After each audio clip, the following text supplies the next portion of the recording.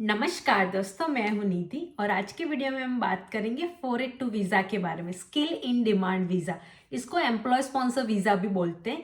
Skill in demand से पहले इसका नाम था TSS, temporary skill shortage, but इसका नाम चेंज होके SID हो गया, स्किल इन डिमांड वीज़ा। खैर, इससे हमें इतना कोई फर्क नहीं पड़ता। आज के वीडियो में हम डिस्कस करने वाले हैं कि 482 वीज़ा होता क्या है, उसको कौन अप्लाई कर सकता है और उसको अप्लाई करने के बाद कितने टाइम में वीज़ा आता है। 482 एक स्पॉन्सर वीज़ा है और इसमें ऑस्ट्रेलिया का कोई भी एम्प्लॉयर आपको स्पॉन्सर करके जब आपका वीज़ा आता है तब आप यहाँ पे आके जॉब कर सकते हो, यहाँ पे रह सकते हो जितने टाइम के लिए आपका वीज़ा हो।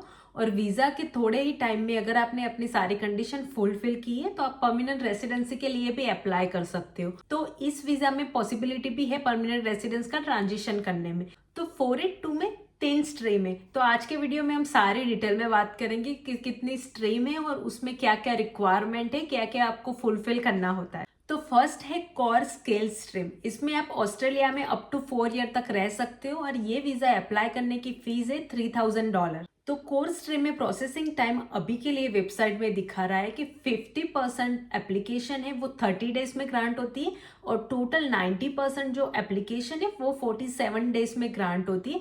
तो दूसरे वीजा के कंपैरिजन में इसका प्रोसेसिंग टाइम बहुत ही कम है। दूसरे कोई भी वीजा आपके विद इन अ मंथ नहीं आते। सारे वीजा में, इवन स्टूडेंट वीजा में भी आजकल 3-4 महीने लग जाते हैं। तो ये बहुत ही फास्ट वीजा है। अगर आपको कोई स्पॉन्सर करने के लिए रेडी है तो आपका वीजा बहुत ही जल्दी आ सकता है। पहले तो उन्होंने बोला था 7 to 11 डेज, पर क्योंकि एप्लीकेशन भी बहुत ज्यादा आती है, जैसे ही वीजा इंट्रोड्यूस होता है तब टाइम कम होता है, पर धीरे धीरे करके बढ़ते जाता है। तो अभी मैंने वेबसाइट में चेक किया और अभी की सिचुएशन में जो जितने डेज दिखा रहे थे वो है 30 डेज और 90% के लिए है 47 डेज। और इस स्ट्रीम में आप ऑस्ट्रेलिया में अप टू 4 ईयर तक रह सकते हो और आप ऑस्ट्रेलिया में जितनी बार चाहो मल्टीपल एंट्री, मतलब आप अपनी कंट्री में जाओ वापस आओ, दूसरी भी कई जगह पे कोई भी कंट्री में जाओ, इसमें मल्टीपल एंट्रीज होती है। जितनी बार चाहो उतनी बार आप जहाँ पे भी जाओ, कोई भी कंट्रीज में आप जा सकते हो, कोई रिस्ट्रिक्शन नहीं है। और अगर आप एलिजिबल हुए, आपने सारी रिक्वायरमेंट फुलफिल की, तो आप PR के लिए भी अप्लाई कर सकते हो। तो इसमें 482 वीज़ा अप्लाई करने के लिए आपको ऑस्ट्रेलियन एम्प्लॉयर से स्पॉन्सरशिप चाहिए और आपका जो भी ऑक्यूपेशन है वो CSOL लिस्ट में होना चाहिए।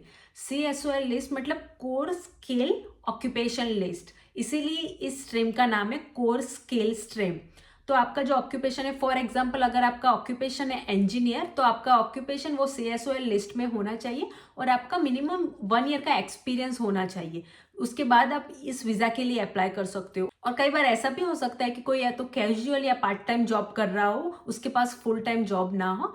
तो इन दैट केस ऐसा हो सकता है कि अगर आप कैजुअल जॉब कर रहे हो तो आप अगर फुल टाइम, मतलब कि आपको आवर्स फुल टाइम मिल रहे हैं, तो कोई बात नहीं, आप अप्लाई कर सकते हो। पर अगर आप पार्ट टाइम हो, अगर आप वीकली 20 आवर्स ही कर रहे हो, तो फिर आपको 1 ईयर का इक्विवेलेंट एक्सपीरियंस करने के लिए आपको 2 साल का एक्सपीरियंस होगा, फिर जाके आपका 1 ईयर का काउंट होगा। तो आपके जो 1 ईयर का फुल टाइम एक्सपीरियंस काउंट होना चाहिए। तो अगर आप पार्ट टाइम जॉब कर रहे हो तो फिर 1 साल की बजाय आपको 2 साल का एक्सपीरियंस दिखाना पड़ेगा। अगर आप फुल टाइम हो या तो कैजुअल में आपको फुल आवर्स मिल रहे हैं, तो फिर you don't need to worry about anything. आपको अपना स्किल असेसमेंट भी करवाना पड़ता है अगर आपके ऑक्यूपेशन में रिक्वायरमेंट है।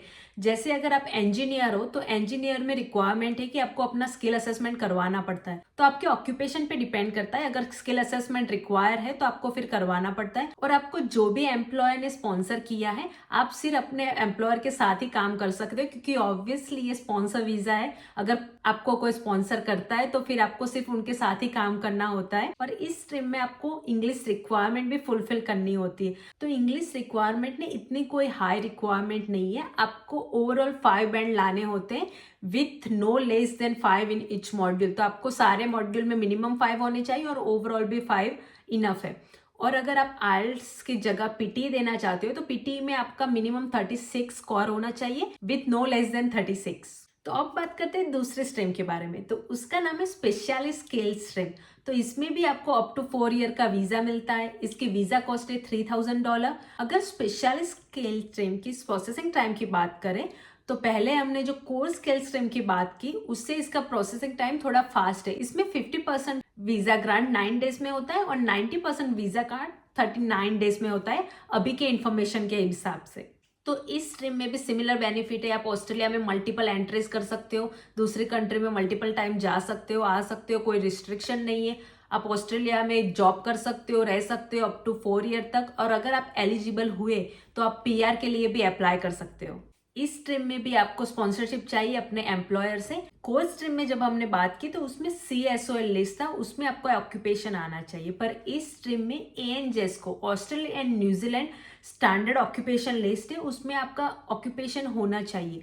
अगर आपका ऑक्यूपेशन उस लिस्ट में है, अगर आप स्पेशलिस्ट हो, तो फिर आपकी सैलरी भी देखी जाती है। आपकी सैलरी है जो मिनिमम थ्रेशोल्ड है वो मीट करनी चाहिए। अगर आपकी सैलरी मिनिमम थ्रेशोल्ड से कम है तो फिर आप एलिजिबल नहीं होगी इस स्ट्रीम में अप्लाई करने के लिए। तो इस स्ट्रीम में आपको अपनी सैलरी की रिक्वायरमेंट भी फुलफिल करनी होती है। फिर अगेन आपको 1 ईयर का एक्सपीरियंस दिखाना है, दूसरी स्ट्रीम की जैसे 1 ईयर का एक्सपीरियंस दिखाना है, और आपको अपनी इंग्लिश रिक्वायरमेंट मिनिमम 5 बैंड इन IELTS, और अगर आप पीटी देना चाहते हो तो मिनिमम 36 स्कोर चाहिए आपको, with no less than 36 in each module. और अगर आपका ऑक्यूपेशन है उसमें आपको स्किल असेसमेंट की रिक्वायरमेंट, तो आपको अपना स्किल असेसमेंट भी दिखाना है। और अगेन क्योंकि ये स्पॉन्सरशिप वीजा है तो आपको अपना जो भी एम्प्लॉयर स्पॉन्सर करता है उसी एम्प्लॉयर के साथ आप काम कर सकते हो।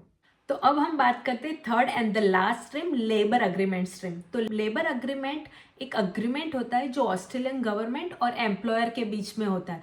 तो अगर आपका एम्प्लॉयर के पास लेबर अग्रीमेंट है तो इस स्ट्रीम के अंदर वो आपको स्पॉन्सर कर सकता है। इस स्ट्रीम में भी अगेन आप ऑस्ट्रेलिया में अप टू 4 ईयर्स तक रह सकते हो। इस वीजा की कॉस्ट है अराउंड $3,000।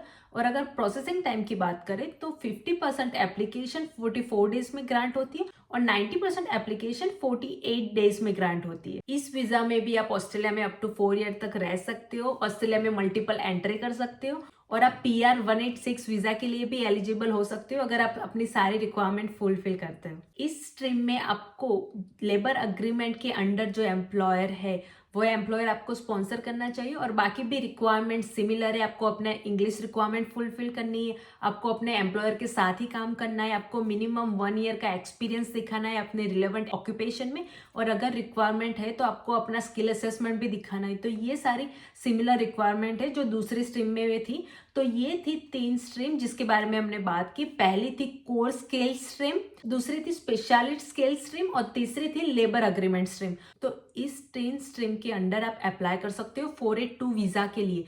तो अगर ऑफ श्योर से मतलब दूसरे किसी कंट्री से यहाँ पे आना है किसी को 482 वीजा लेके, स्पॉन्सर वीजा लेके, तो इसके लिए उन लोगों को यहाँ पे स्पॉन्सरशिप चाहिए। कोई भी ऑस्ट्रेलिया का एम्प्लॉयर आपको स्पॉन्सर करना चाहिए, और स्पॉन्सर करने के लिए भी कई रिक्वायरमेंट होती है, जैसे एम्प्लॉयर को लेबर मार्केट टेस्टिंग करना होता है। तो ये बेसिकली ये है कि एम्प्लॉयर को गवर्नमेंट को दिखाना है कि मुझे स्किल एम्प्लॉय चाहिए, वो ऑस्ट्रेलिया में मुझे ढूंढने में प्रॉब्लम हो रही है। वो ऐड डालेंगे, उनको अगर कोई नहीं मिल रहा है तो वो गवर्नमेंट को दिखा सकते हैं कि मुझे ये स्किल में मुझे वर्कर चाहिए, पर मुझे ऑस्ट्रेलिया में लोकली कोई नहीं मिल रहा है, कोई ऑस्ट्रेलियन ये फुलफिल नहीं कर पा रहा है जॉब, तो मैं इंटरनेशनली किसी को स्पॉन्सर करना चाहता हूँ। ये पर्सन ही ये क्वालिफाइड है, इसके पास एक्सपीरियंस है और यहाँ पे आके मुझे जॉब में हेल्प कर सकता है। तो ऐसे पॉसिबल है। जैसे अभी गवर्नमेंट को ऐसा है कि बहुत सारे घर डेवलप करने हैं, तो उसके लिए उनको बहुत सारे स्किल वर्कर चाहिए। घर बनाने के लिए बहुत सारे लोगों की जरूरत होती है। तो ऐसा कोई भी ऑक्यूपेशन है, अगर आपको कोई भी ऑस्ट्रेलियन स्पॉन्सर करने के लिए रेडी है तो उनको ये लेबर मार्केट टेस्टिंग दिखाना है।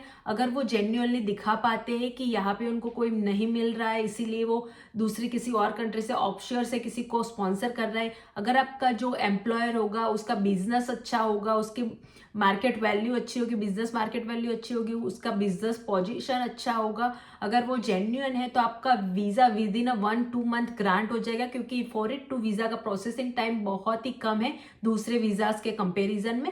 तो ये बहुत ही अच्छा ऑप्शन है अगर किसी को ऑफशोर से यहाँ पे डायरेक्टली स्पॉन्सर वीजा लेके आना है।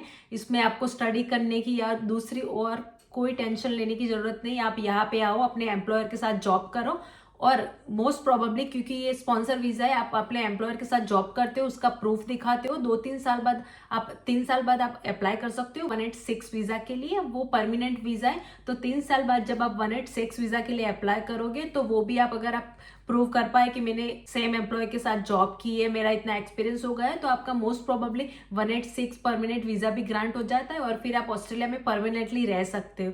तो ये सारी चीजें आपको दिखानी है अगर आप ऑफशोर से यहाँ पे आ रहे हो। अगर आपके डॉक्यूमेंटेशन स्ट्रांग होंगे तो इतना हार्ड नहीं है 482 वीज़ा लेने में। बहुत सारे लोगों के 482 वीज़ा भी आजकल आ रहे हैं क्योंकि ये इजी प्रोसेस हो जाता है। नॉट ओनली ऑफशोर, यहाँ पे भी जितने ऑनशोर लोग हैं, बहुत सारे लोग ट्राई कर रहे हैं कि उनको कोई स्पॉन्सर मिल जाए। स्पॉन्सर ढूंढना इतना ईजी नहीं है, पर अगर आपको स्पॉन्सर चाहिए तो फिर आपको अपने एम्प्लॉयर को कन्वेंस करना है, आपको थोड़ा हार्ड वर्क करना है। अगर आप ऑनशोर हो, आप ऑलरेडी जॉब कर रहे हो, आपको स्पॉन्सरशिप चाहिए तो आप थोड़ा एक्स्ट्रा काम करो। आपके एम्प्लॉयर को लगना चाहिए कि अगर इस पर्सन को मैं स्पॉन्सर करता हूँ तो मुझे कोई बेनिफिट होना चाहिए। बेनिफिट के बिना कोई भी ऐसा कुछ नहीं करेगा। तो अगर आपको स्पॉन्सरशिप चाहिए, अगर आपके माइंड में ऑलरेडी है जब आपने जॉब ली है, तो आप एक्स्ट्रा काम करो।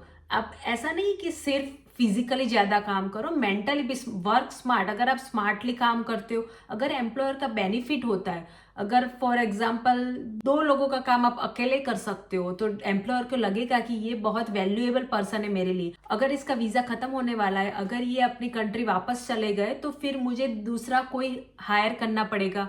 दूसरे जब वो हायर करते हैं तो उनको एडवर्टाइजमेंट करनी है, उसका एडवर्टाइजमेंट का खर्चा होता है। और नॉट ओनली एडवर्टाइजमेंट करने के बाद भी जब वो किसी को हायर करते हैं उसको ट्रेनिंग देनी है। ट्रेनिंग देने के बाद भी 2-3 महीने लग जाते हैं सब कुछ उनको कैचअप करने में। और जिस पोजीशन में आप थे, अगर उनको वहां पे पहुंचने तक 3-6 महीने लग सकते हैं तो एम्प्लॉयर भी सोच सकता है कि उतनी वो एफर्ट क्यों लगाए। अगर आपको ऑलरेडी सब कुछ आता है, आप एम्प्लॉयर को बेनिफिट दे सकते हो किसी चीज का, तो फिर वो आपको डेफिनेटली स्पॉन्सर कर सकते हैं। क्योंकि स्पॉन्सर करने में एम्प्लॉयर को इतना भी खर्चा नहीं होता है। आप उनको दिखा सकते हो कि मेरे पास ऑलरेडी लॉयर है, ये आपको हेल्प करेंगे, इनसे आप बात कर सकते हो, आपके लिए सारा कुछ काम ये करेंगे, आपको सिर्फ इतने पैसे पे करने। तो थोड़े बहुत पैसे पे करने में एम्प्लॉयर का इतना लॉस नहीं जाता है। अगर आप एम्प्लॉयर को बेनिफिट करके देते हो तो फिर वो आपको स्पॉन्सर कर सकता है। तो एक बार एम्प्लॉयर कन्विंस हो गया, आपका सब कुछ जेन्युइन है, तो फिर आप 482 की फाइल डाल दो और विद इन अ मंथ और 2 आपका रिजल्ट भी आ जाता है। तो ये बहुत ही अच्छा ऑप्शन है। तो ये था आज का वीडियो 482 वीजा के बारे में।